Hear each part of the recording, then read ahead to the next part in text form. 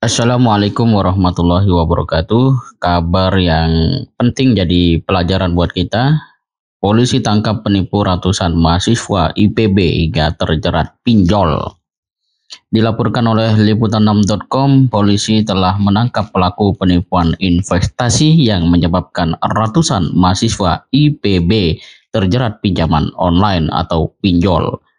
Pelaku berinisial San ditangkap di rumahnya di wilayah Kota Bogor pada Rabu 16 November 2022 malam. Saat ini San masih kami periksa, kata Kapolres Bogor AKBP Imanuddin kepada wartawan Kamis 17 November 2022. Penangkapan terhadap San dilakukan berdasarkan keterangan sejumlah saksi yang telah diperiksa sebelumnya terkait penipuan investasi hingga membuat ratusan mahasiswa IPB terjerat pinjol. Kebetulan ada mahasiswa yang kenal dengan terduga pelaku, kata dia. Nah, sahabat kalian yang dirahmati Allah, total korban dari kasus ini adalah 333 orang, 116 diantaranya adalah mahasiswa IPB. Nah, bagaimana mereka bisa tertipu?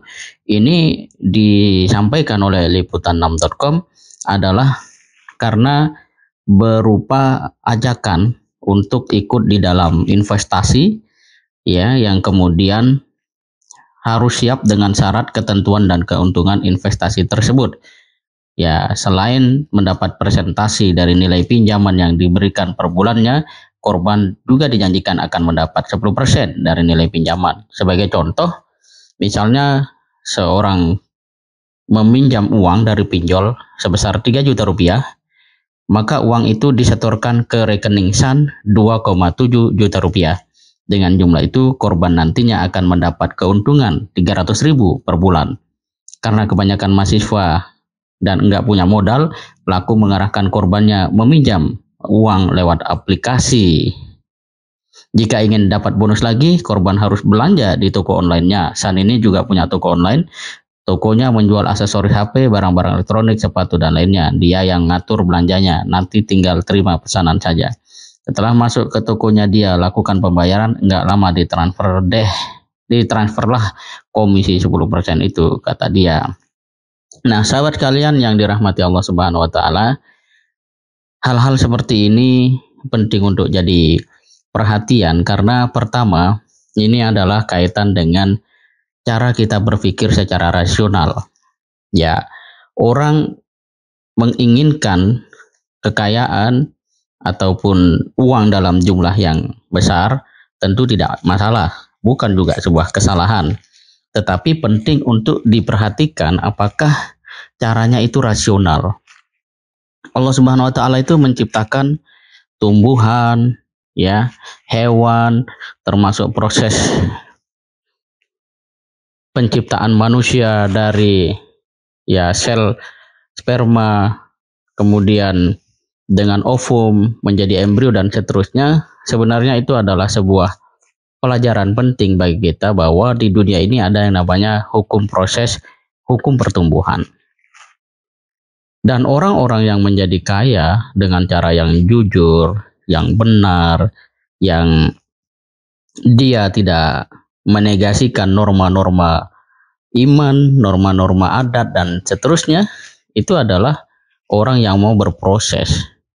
Oleh karena itu kekayaan tidak bisa secara instan bisa hadir.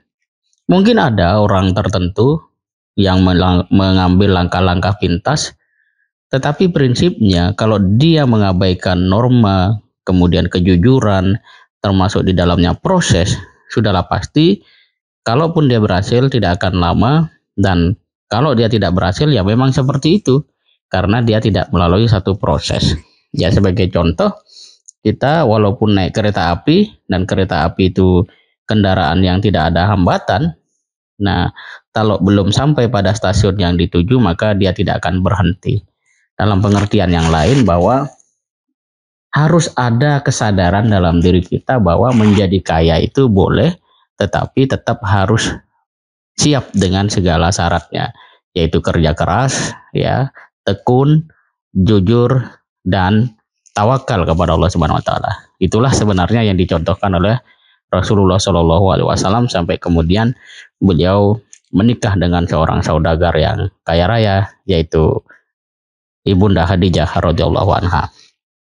Lebih jauh sahabat kalian yang dirahmati Allah, seiring dengan perkembangan teknologi, terutama maraknya media sosial dan juga di dalamnya adalah beragam iklan yang menjanjikan keuntungan, sebenarnya itu tidak masalah kalau kita mau terus berpikir secara konstruktif, dalam pengertian tidak semua yang ditawarkan oleh apa yang kita lihat menggiurkan itu akan seperti yang kita harapkan.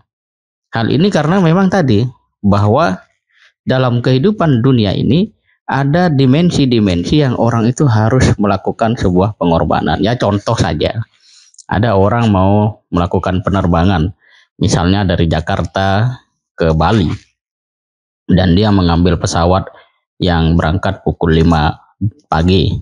Maka dia tidak bisa kemudian datang ke Bandara Soekarno-Hatta berangkat pukul 4. Jelas dia akan tertinggal. Artinya apa? Harus ada sebuah pengorbanan yang dia lakukan lebih awal sehingga dia bisa berangkat yang kira-kira 2 jam sebelum keberangkatan sudah berada di bandara. Artinya apa? Semua tawaran yang menggiurkan itu harus dicerna dengan pikiran yang konstruktif, yang membangun kesadaran kita, bukan malah menindakbobokkan rasionalitas kita. Sehingga yang kita pikirkan, yang kita bayangkan selalu tentang keuntungan itu. Padahal sebuah keuntungan yang dijanjikan orang, kalau dari sisi rasionalitas saja ada rantai terputus, apalagi dalam realitasnya. Sudah pasti itu akan menjadi sulit untuk bisa diwujudkan, dibuktikan. Dan rata-rata, ini penting juga pelajaran ketiga, biasanya seseorang akan cenderung untuk kehilangan pikiran kritisnya kalau sudah ada 2, 3, 10, itu sampai 333 orang tadi ya ikut. Sehingga orang biasanya berpikir bukan apakah ini benar, apakah ini penting untuk diragukan. Orang malah, oh itu sudah ikut kok. Apalagi kalau ada yang ikut itu adalah orang yang misalnya memiliki pengaruh dan seterusnya.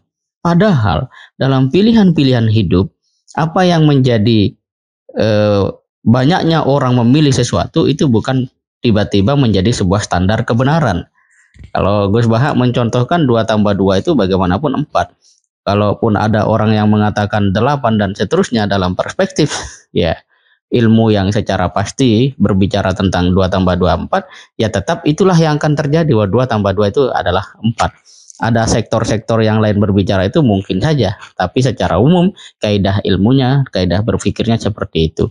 Artinya satu tindakan pilihan ya untuk mendapatkan satu keuntungan itu tidak bisa dijamin hanya karena banyak orang ke sana. Kalau pakai prinsip di dalam Quran itu walakin aksarun nasi la ya'lamun ya, akan tetapi kebanyakan manusia tidak mengetahui. Artinya kita harus waspada ketika justru semakin banyak orang terjun ke sana. Justru kita harus semakin teliti gitu ya, dan seterusnya. Nah, kasus ini memberikan sebuah gambaran kepada kita bahwa tidak sedikit orang Indonesia yang ya mudah tergiur, kurang mampu waspada, dan tentu saja punya keinginan untuk cepat kaya. Itu tidak salah, lagi-lagi tidak salah ya kalau cara kita benar. Dan anehnya berita-berita yang menggambarkan atau mewartakan, menceritakan tentang orang yang tertipu oleh investasi-investasi bodong itu hampir setiap saat terjadi. Dulu kita pernah rame-rame kenal yang namanya Koperasi Langit Biru, itu juga sama. Orang kemudian dijanjikan kekayaan setelah ini, itu, dan seterusnya. Dan pada kenyataannya mereka justru mengalami satu kerugian yang tidak sedikit. Nah, semoga kasus ini menjadikan kita lebih waspada bahwa daripada mengorbankan uang yang kita miliki untuk satu investasi yang kita sendiri tidak paham sebenarnya, jauh lebih baik waktu yang ada, kemudian sumber daya yang kita miliki, misalnya sejumlah uang tertentu yang kita tidak bisa, mungkin tidak banyak, tapi lebih baik kita gunakan untuk investasi diri, membangun kapasitas diri, atau digunakan sebagai cara untuk berlatih pada hal-hal yang dapat membangun kapasitas kita, skill kita, jaringan, dan seterusnya, yang pada akhirnya membangun diri kita untuk siap bekerja lebih jujur, bekerja lebih ulet, dan tentu saja bertawakal kepada Allah Subhanahu wa Ta'ala, karena sesungguhnya Allah Subhanahu wa Ta'ala yang Maha Kaya. Semoga bermanfaat. Assalamualaikum warahmatullahi wabarakatuh.